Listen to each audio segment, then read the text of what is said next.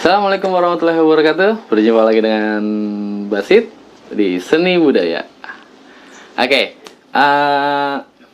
sebelumnya kita ngebahas unsur dan prinsip pengertian juga di awalnya dibahas seni rupa gitu ya.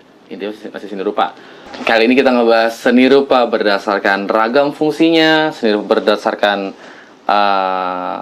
masa juga gitu kan. Nah, yang pertama fungsinya nih. Gitu. Yang pertama fungsinya. Berdasarkan fungsinya seni rupa itu dibagi dua. Ada seni rupa murni, ada seni terapan. Gitu. Nah, kalau seni terapan ini contohnya itu kayak desain, itu terapan. Jadi lebih ke fungsinya. Atau seni rupa terapan disebut dengan applied art. Gitu. Jadi seni berdasarkan fungsinya. Gitu. Yang dilihat adalah lebih ke function gitu. Kan ada art follow function. Nah, ini salah satunya adalah seni rupa terapan. Contohnya misal desain grafis, terus kayak bikin banner. Fungsinya apa? Lebih ke informasi gitu kan. Terus misalkan begini kayak gini-gini nih, rak-rak kayak gini, itu masih masuk seni rupa terapan. Terus pernah lihat nggak yang nampan dari kayu? Jadi bongkahan kayu dikerok sama si senimannya, dibikinin kaki, bahkan daun-daun buah gitu. Biasanya kan dari keranjang nampan biasa plastik, kan ini enggak, dari kayu yang bongkahan gitu dikerok sama beliau, terus taruh buah di atasnya. Nah, bentuknya kan jadi kayak wah gila, alami banget nih gitu kan. Nah, kayak gitu. Itu seni rupa terapan. Terus kayak kursi, meja gitu. Lebih ke fungsi, intinya lebih ke fungsi sih sebetulnya. Kayak gitu. Nah, kalau di seni rupa murni lebih mengedepankan pada estetika atau nilai-nilai keindahan. Contohnya abstrak, nirmana gitu. Kalau abstrak jadi cuman orang-orang yang paham, atau misalkan si seniman aja nih yang ngeluarin blur. Fungsinya bukan gak ada fungsi gitu kan. Fungsinya artinya bukan nggak ada fungsi di situ. Ada fungsinya, ada maksud, tapi punya maksud dan tujuan, lebih mengedepankan nilai estetik, nilai keindahan gitu kan. Dan yang tahu, yang dirasakan kan seniman sendiri gitu kan. Nanti kalau misalkan lukisan itu dipajang, biasanya dijelasin maksud tujuannya ini dengan prinsip-prinsip yang tadi yang kemarin kita bahas gitu kan. Ini dengan prinsip yang kemarin kita bahas kayak gitu-gitu. Contohnya, nah itu dari dalam itu. Jadi lebih ke prinsip unsur tuh dimasukin tuh di dalam lukisan. Gitu, itu untuk ke lebih nilai estetikanya. Gitu. Nah, kalau nirmana itu dia tanpa bentuk atau tanpa menyerupai bentuk. Misalkan kalau kita gambar orang di abstrak itu boleh gambar titik, bulat gitu, stickman, kaki, tangan, gitu kan. Kalau di abstrak. Nah, kalau di nirmana enggak. Misal kita mau mengekspresikan seseorang, kita mau menuangkan gambar seseorang. Orang yang kayak gimana nih? Gitu. Dalam keadaan apa nih? Gitu. Contohnya misal mau bikinnya orangnya yang marah gitu kan, atau sendu. Nah, bentuk-bentuknya pun juga kayak sendu senang tuh bentuknya bisa garisnya gini-gini. Nah, kalau marah garisnya bisa gini-gini. Dan warna latar dan warna garis pun juga beda gitu kan. Nah, senang karena apa? Misalkan falling in love, pasti garisnya pun juga warnanya pink kayak gitu-gitu. Nah, itu juga punya prinsip dan unsur-unsur desain juga di nirmana gitu. Ada transisi, dominasi yang kemarin kita bahas itu juga ada di situ. Contohnya gini, kalau nirmana pernah lihat nggak patung-patung atau bentuk-bentuk yang ada di depan kantor-kantor atau gedung-gedung, jadi bentuknya aneh gitu kan. Bentuknya begitu doang tuh. Apaan gitu, kadang mikir gitu kan, ini bentuk apaan, maksudnya apa gitu kan. Nah, itu salah satu dari nirmana, bisa dikategorikan nirmana gitu kan. Atau instalasi gitu kan, masuknya instalasi, cuman kalau dimasukin ke nirmana juga bisa yang kayak gitu-gitu. Contohnya teman-teman tahu Margonda di Depok, mall yang di Depok tuh ada lingkaran gitu, lama naik ke atas kecil. Jadi garis-garis, tumpukan garis bentuk melingkar naik ke atas, lama ujungnya kecil. Gitu. Nah, kalau di unsur desainnya itu transisi. Namanya transisi dari besar ke kecil. Spiral gitu kan, bentuknya spiral. Cuman bentuk dari tumpuk-tumpukan batang-batang gitu. Nah, itu masuk ke nirmana. Nah, nirmana itu bagian dari seni murni karena mengedepankan nilai estetika. Gitu.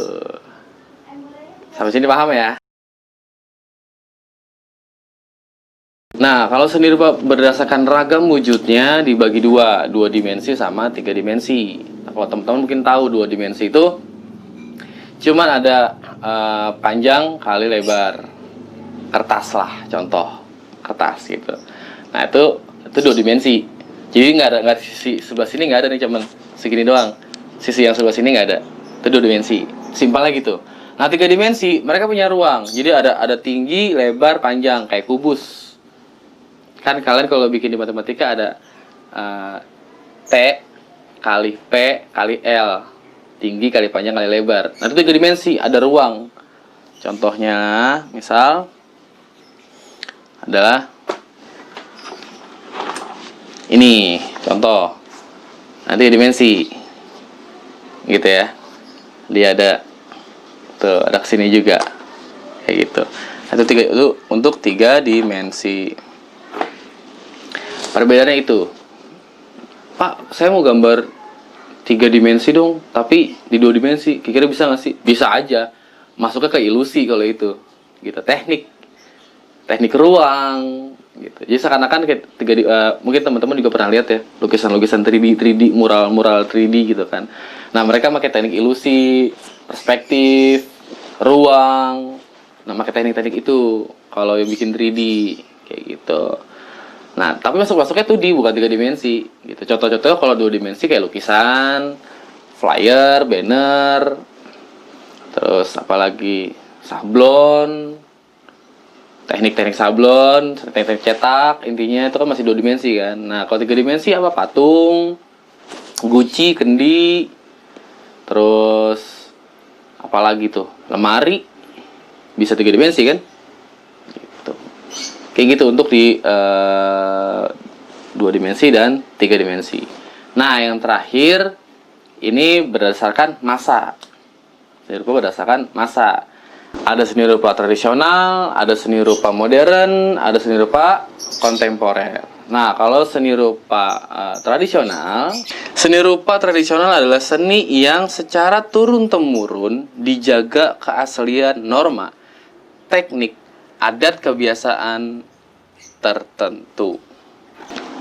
Contoh, misalkan tuh di Mentawai itu ada tato ya, tato Mentawai. Jadi kalau misal umur sekian belas tahun dibikin tapping. Jadi tuh teknik tatonya bukan pakai mesin tapi pakai kayak dijepit kayu gitu, terus gini kayak paku, bukan paku sih, jarumnya lah. Terus diketok-ketok, tek tapping.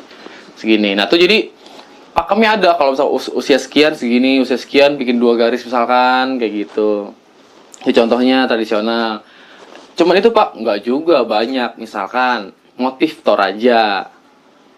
Nah, motif Toraja kan nggak dirubah, tekniknya pun juga nggak dirubah gitu. Kalau teknik oke lah, masih bisa di mix gitu kan. Tapi kan untuk gambarnya kayak gitu, motifnya kayak gitu kan, teknik motif Toraja gitu kan.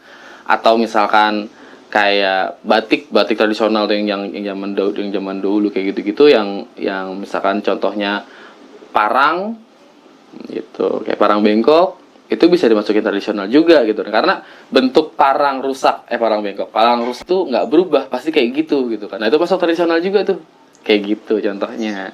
Ada seni rupa modern yang kedua. Seni rupa modern adalah seni yang tidak terbatas pada tradisi atau adat istiadat suatu daerah tertentu, layaknya seni rupa tradisional.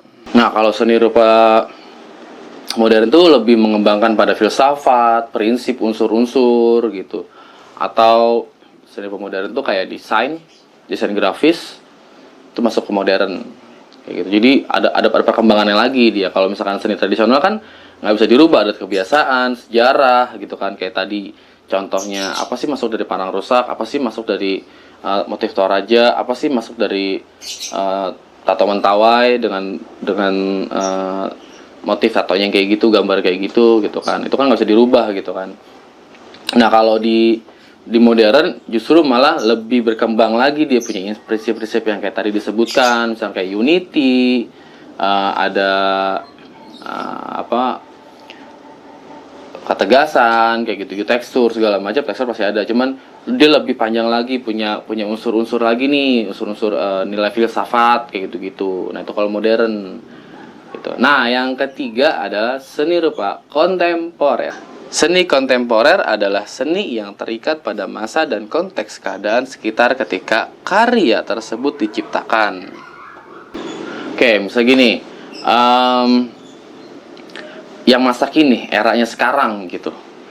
Apa sih gitu. Contoh misalkan kayak zaman dulu pun era-era 80-an itu bisa dibilang kontemporer gitu. Bisa dibilang kontemporer nih yang saat ini gitu kan. Nah, jadi bisa dibilang yang dulu adalah klasik ketika di masanya dia gitu kan. Dan mereka juga bakal bilang ini bakal jadi klasik yang sekarang lagi tren, karya sekarang lagi tren, ini bakal jadi klasik di masa depan. Gitu. Jadi tuh kontemporer ini sifatnya berubah sesuai masa gitu. Misalkan kalau sekarang tuh sebetulnya kalau foto video tuh emang udah dari tahun 80-an tuh emang udah jadi masuk kontemporer ya gitu. Karena sangat diminati di zaman dulu juga sama kayak film juga bagian dari seni kontemporer gitu. Teman banyak yang ngebahas kalau kalau film itu masih bagian dari seni kontemporer kayak gitu.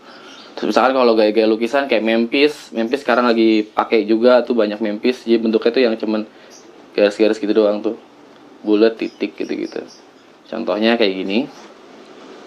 Nah, kayak ini bisa dibilang Memphis gitu. Banyak seniman-seniman street art juga menggunakan muralnya tuh pakai teknik-teknik, bukan teknik sih, unsur-unsur si Memphis ini gitu kan. Nah, ini kontemporer nih masuknya gitu. Di masa ke depan mungkin ini bakal jadi teknik klasik, bakal jadi gaya-gaya klasik gitu. Terus misalkan kayak selain itu contohnya kayak gini.